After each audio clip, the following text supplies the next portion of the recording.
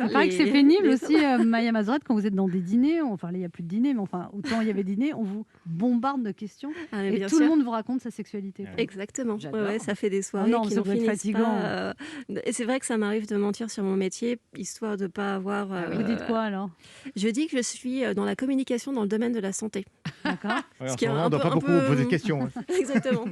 Vous Ouais, pouvez me faire un c'est PCR, bon.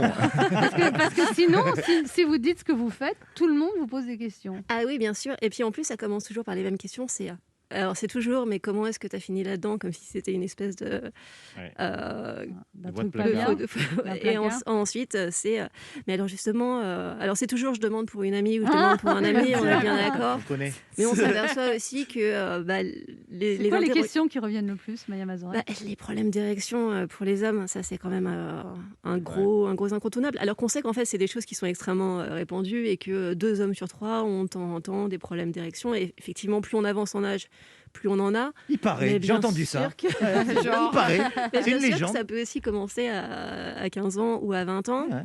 et pour les femmes, en ce moment, j'avais beaucoup de questions sur la sexualité. Alors L apostrophe asexualité, c'est-à-dire des femmes qui, ne ressentent pas de désir du tout, jamais pour personne et qui se demandent si elles sont normales et puis plus encore si elles sont aimables. Elles ont peur de jamais trouver de partenaire si elles sont pas capables de donner de la sexualité.